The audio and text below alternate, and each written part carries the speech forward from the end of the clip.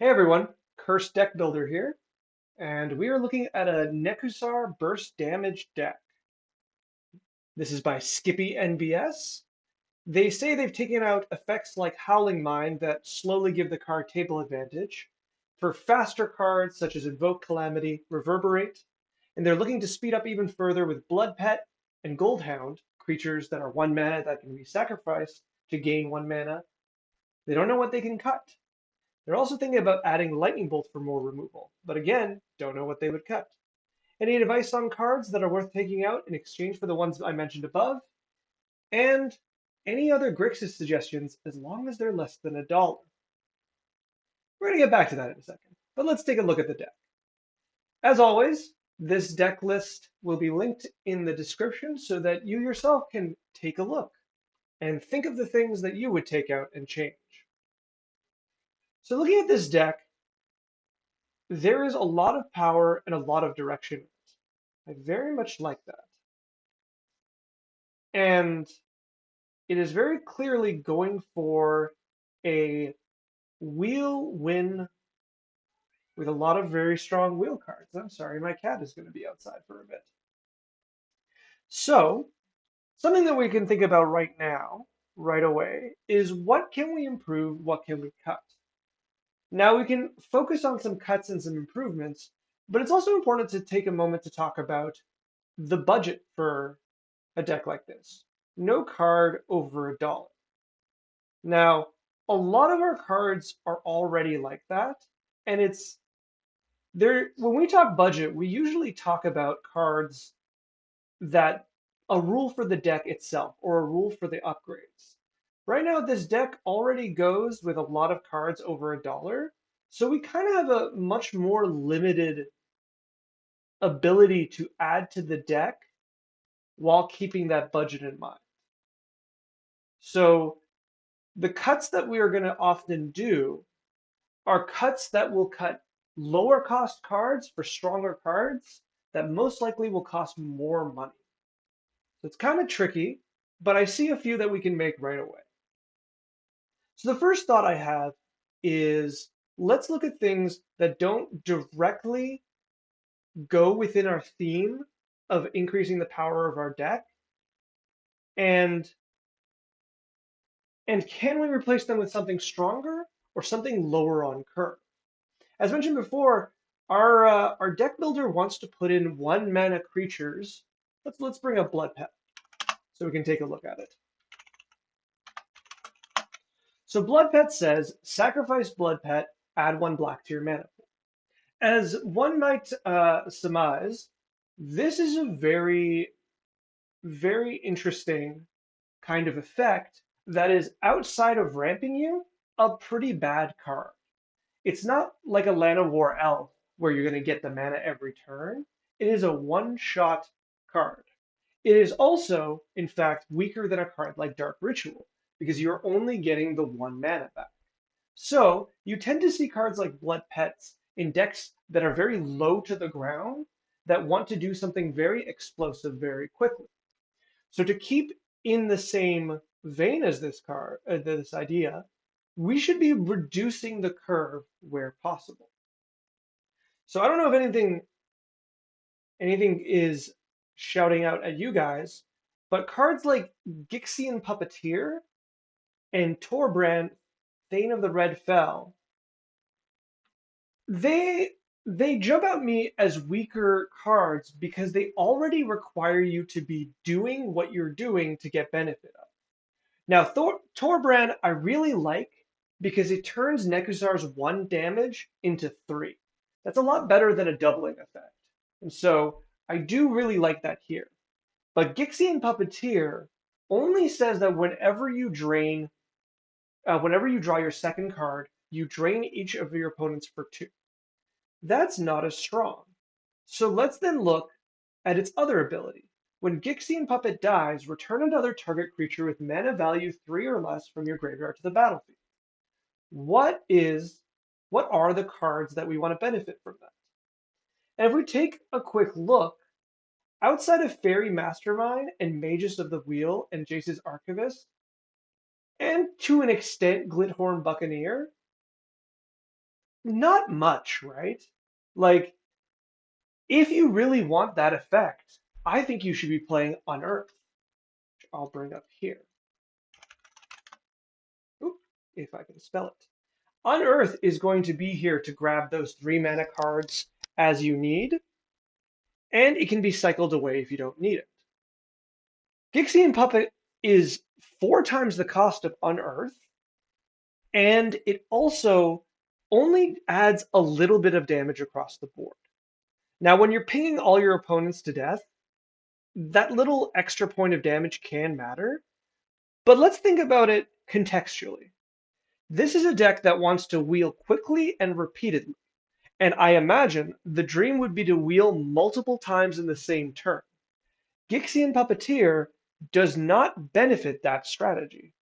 In fact, the only way it really benefits you is if you have, let's say, a Jace's Archivist in the graveyard and you destroy your own Gixxian Puppeteer before your upkeep so that you could untap with Jace's Archivist and go off there.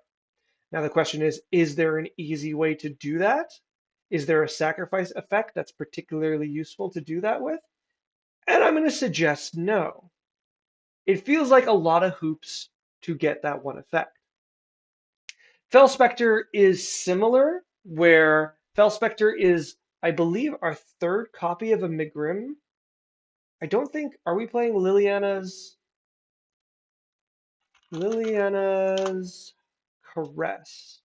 Ah, I see, because it's $4 now. Okay, I can see why it's not in there, but with time, that should be a Liliana's Caress, which is better than both Megrim and Fel Specter in this case. So that would reduce the cost as well.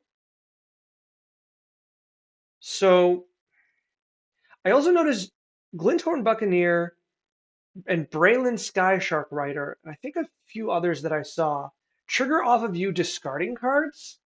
And one of the tricky things about something like that, as opposed to Psychosis Crawler, which triggers when you draw, is that every time you wheel, you're reducing the number of cards you discard, and it's more likely that you're going to that's going to get reduced faster and faster because you want to cast some of those cards.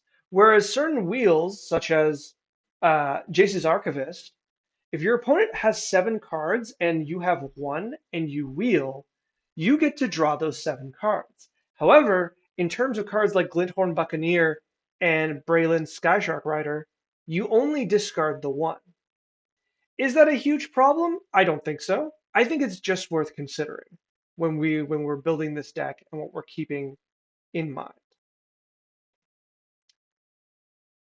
Alternatively, a card I would consider moving around or getting rid of is Commander's Sphere. I don't particularly like Commander's Sphere. It is a bad mana rock because it's 3 mana, and the fact that you have to sacrifice it means you're actually paying 3 mana. I guess you can tap it for mana and then sacrifice it, so you're paying 2 mana to draw a card, which is kind of right sometimes, but I don't think that's where you're going to really want to be. The next point that I can see a little bit of work here is we have Offer Immortality and Battle Rage's Blessing. Both these cards give Death Touch and Indestructible.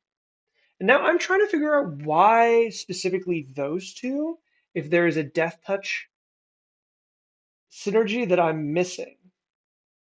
And as far as I can see, I don't see it. Any equipment or okay. So I don't see it. So this might be on me that I'm missing something here. But if and the reason I don't think it matters is because Nekusar deals damage to players and not creatures. And just to double check, Glinthorn Buccaneer is also to players. And also to players. Okay. So my question is, instead of these indestructible effects, which I assume is to protect Nekusar, why don't we have the cost and use Feign Death effects? So grab Feign Death, grab always forget what the other one is called. Let's look at creature dies whenever a creature, whenever. Okay, let's say creature gains return battle and put a 1. There we go. Malakir Rebirth, Undying Malice is the other one. So Feign Death and Undying Malice feel like really good replacements for those two cards because they will equally protect your creature from both targeted removal and board clears, but not exile effects. Unfortunately, neither really changes exile effects, but at least Feign Death effects cost half as much, which is something that's worth having. Now, as I'm closing out here, I'm going to say we're talking about removal. We want to put in Bolt and a few other cards. Man, that is expensive because that's going to affect you too. I don't know if I like Phyrexian Tyranny. Maybe it's just normal for Nekusar to run this, but this impacts you. And Nekusar you get a lot of pressure when you play Nekusar because your opponents know exactly what you're going to do. So turning all your wheels to also hurt you is particularly costly. I don't know. I'd have to see this in action before I could make a really good judgment call. But if you play this and then you need to faithless loot, you're gonna feel particularly bad about that, especially when the other three players might be gunning for you as you go through a quick version of your deck where you're wheeling as much as possible. Okay, then I will finish off with a few ones quick.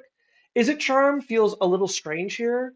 Its mana cost is pretty prohibitive in your deck. Your 3 colors and getting blue-red is a little tricky. Whereas if you are using it for a counter spell, I think all of the modes are fine, but I think it's a bit of a clunky card here. As a reminder, this isn't card advantage, this is card disadvantage, just like Faithless Looting when you don't flashback it. You will go up 2 cards and down 2 cards and down this card. So you'll be at 1 less card than you were before. Defabricate also feels really specific. I don't know if your meta, it's like a meta call, but I think just running Mana Leak or the equivalent here will be just as good. And I think I had one more here. Oh, I saw Arms of Hadar. I also wonder if this is a very specific decision that you have one opponent you want to remove all their creatures from. But if you're looking for a board clear effect, I think you want it to hit multiple opponents. It's rare, I think, that you would want just to target one opponent in those kind of thing. -2, all creatures.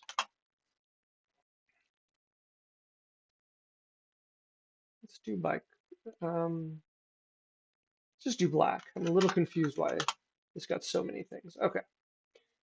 I just think it's going to be kind of rare that board clears are there to clean up across the board. Let's remove the word all. That's probably what's holding it. Oh, minus the number 2. That's what's happening. Okay. Yeah. Cry of the Carnarium, Drown in Drown in Sorrow. Both of these cards are very, very low in price and will do the same effect across the board for 1 mana less. I'm a strong believer that if you're casting any board clear style effect, you rarely want to target one player with it. You generally just want to clean up the board. And you tend to want to clean up the board even if it's at a cost of your board. You're quick, so you shouldn't need many board clears as you have correctly surmised.